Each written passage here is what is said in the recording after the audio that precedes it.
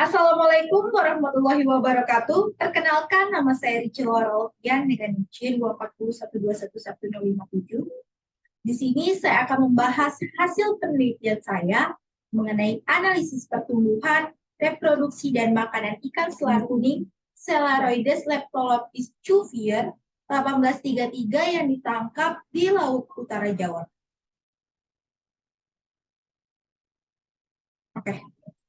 Biologi perikanan merupakan ilmu yang mempelajari tentang biologi ikan yang meliputi pertumbuhan, reproduksi, dan makanan ikan. Kajian biologi perikanan meliputi anatomi, fisiologi, dan sebaran ikan. Biologi perikanan terdiri dari dua cabang ilmu, yaitu natural history dan dinamika populasi. Laut Utara Jawa merupakan salah satu perairan Indonesia yang memiliki potensi pada sektor bidang perikanan. Laut Utara Jawa terletak di antara Pulau Sumatera, Kalimantan, Jawa, dan Sulawesi. Bisa dilihat teman-teman di PPT ini. Lalu hasil tangkapan dari Laut Utara Jawa sendiri yaitu salah satunya ikan selar kuning. Kenapa? Karena ikan selar kuning ini memiliki nilai jual yang signifikan. Penangkapan ikan tidak dapat dilakukan terus-menerus karena itu akan mengganggu habitat perairan dan mengganggu ekosistem perairan. Nah, untuk itu diperlukan data dan informasi dalam pengelolaan perikanan sebagai bahan pertimbangannya. Penelitian saya ini menggunakan metode kuantitatif. Penelitian ini dilakukan di Laboratorium Biologi Perikanan MSP. Nah, penelitian saya ini dilakukan dari bulan April sampai bulan Juni, tepatnya pada jam 1 sampai jam 4 sore. Alat dan bahannya digunakan pada penelitian saya, yang pertama itu ada alat bedah, lalu ada alat tulis, dan lain-lainnya bisa dilihat pada PPT ini. Pada tahapan prosedur, prosedur itu dibagi menjadi 3 kali tahapan. Pertama ada pertumbuhan, lalu ada reproduksi, dan ada makanan ikan. Nah, untuk prosedurnya sendiri dapat dilihat di PPT ini. Analisis data. Di analisis data ini ada analisis data pertumbuhan yang terdiri dari distribusi frekuensi panjang, hubungan panjang dan bobot, dan faktor kondisi, di mana tiap rumusnya itu dapat dilihat di PPT ini. Lalu ada reproduksi. Nah, ini ada di kelamin, ada IKG dan fekuliditas. Dan tiap rumusnya ini dapat dilihat di PPT ini. Lalu ada makanan ikan. Makanan ikan ini ada indeks bagian terbesar, ada luas relung, ada tumpang tindih, ada hubungan volume makanan dengan panjang ikan dan panjang usus relatif. Dan tiap rumusnya itu dapat dilihat di PPT ini. Oke, kita masuk ke hasil dan pembahasan pada penelitian saya. Yang pertama itu ada grafik distribusi frekuensi panjang ikan selar kuning total gabungan.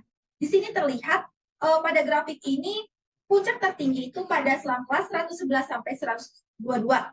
Dan yang mendominasi adalah ikan selar kuning jantan. Lalu ada grafik hubungan panjang bobot ikan total gabungan, jantan gabungan, dan betina gabungan. Di mana R kuadratnya ini mendekati angka 100%. Dia memiliki hubungan yang cukup kuat dan nilai B-nya itu sebesar 1,763. Nah, semua nilai B-nya ini kurang dari 3 yang mengindikasikan bahwa pertumbuhan panjang itu lebih dominan daripada pertumbuhan bobot. Lalu di sini ada tabel pola pertumbuhan. Dari April sampai Juni, ikan selar jantan dan betina ini memiliki pola pertumbuhan alometrik negatif, di mana pertumbuhan panjang lebih cepat daripada pertumbuhan bobot. Lalu ada hubungan panjang dan bobot ikan selar kuning jantan. Nah, di sini dapat dilihat R kuadratnya ini mendekati angka 100%, di mana ini mengindikasikan bahwa hubungan panjang dan bobot ini memiliki hubungan yang sangat kuat. Masuk ke grafik faktor kondisi ikan selar kuning total gabungan, jantan gabungan, dan betina gabungan. Pada total gabungan ini nilai tertinggi pada bulan Mei, dan jantan gabungan ini nilai tertinggi pada bulan Mei, dan betina gabungan ini pada bulan Mei adalah nilai tertingginya. Lalu di sini ada grafik TKG, di mana TKG mendominasi pada TKG pertama adalah TKG 1. Di sebelahnya ini ada grafik TKG betina gabungan yang mendominasi adalah TKG 4. Lalu di sini ada IKG selar kuning jantan gabungan dan betina gabungan. Nah, di sini terlihat bahwa setiap peningkatan TKG itu mengindikasikan peningkatan juga terhadap IKG rataan. Nah, lalu di sini ada grafik gabungan panjang dengan fekunditas, di mana terdapat persamaan 5,543L pangkat 1,6514 yang mengindikasikan bahwa setiap pertumbuhan satu satuan panjang mempengaruhi fekunditas sebesar 1,6514. Dan di bawahnya ini juga ada grafik dari fekunditas betina gabungan. Di sini mengindikasikan setiap pertumbuhan satu satuan panjang mempengaruhi fekunditas sebesar 1,8824. Lalu sebelahnya ini terdapat grafik diagram Tur, di mana terdapat puncak, yaitu mengindikasikan bahwa diameter telur ini mempunyai pola pemijahan partial spawner.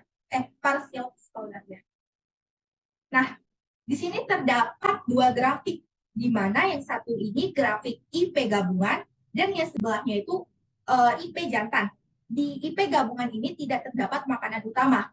Hal ini diketahui bahwa di nilai IP makanan utama itu lebih dari 40%. Sedangkan di grafik pertama ini tidak terdapat nilai IP lebih dari 40%. Sedangkan di grafik kedua ini terdapat nilai lebih dari 40%, yaitu pleuresigma dengan nilai 55%. Nah, di sini mengindikasikan bahwa pleuresigma ini adalah makanan utama dari ikan selar kuning jantan. Nah, di bawahnya itu ada tabel luas relum jantan dan betina. Di sini nilai jantan ini lebih besar daripada betina. Hal ini mengindikasikan bahwa ikan selar kuning kurang selektif dalam memilih makanan. Lalu nilai tumpang tindih. Nah, di sini terdapat tabelnya di mana nilai tumpang tindih ini hampir mendekati angka 1, yaitu 0,95445, dan mengindikasikan bahwa ikan selar kuning ini memiliki tingkat kompetensi yang tergolong tinggi. Lalu ada tabel hubungan volume makanan dengan panjang tubuh. Di sini terlihat bahwa ikan selar kuning jantan itu mempengaruhi volume sebesar 0,00007 dengan determinasi 3%. Dan betina itu mempengaruhi volume sebesar 0,00007 dengan determinasi 5%.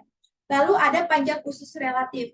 Nah, di sini terlihat bahwa nilai panjang ususnya itu 0,450. Hal ini mengindikasikan bahwa ikan selar kuning ini termasuk ikan karnivora. Oke, sini ada simpulan dan saran, di mana ikan selar kuning ini dari bulan April sampai Juni memiliki ukuran panjang 63 sampai 82, dan dia termasuk dalam stadia juvenil. Ikan ini memiliki pola pertumbuhan alometrik negatif dan proporsinya tidak sama dengan 1:1. Lalu ada sarannya penelitian mengenai pertumbuhan, reproduksi dan makanan ikan selar kuning di Laut Utara Jawa sebaiknya perlu dikaji lebih lanjut dan banyak penelitian terbaru, karena informasi yang tersedia mengenai ikan selar kuning di daerah tersebut cukup terbatas. Oke, sekian yang dapat saya sampaikan, kurang lebihnya mohon maaf. Wassalamualaikum warahmatullahi wabarakatuh. Nah, 10 menit.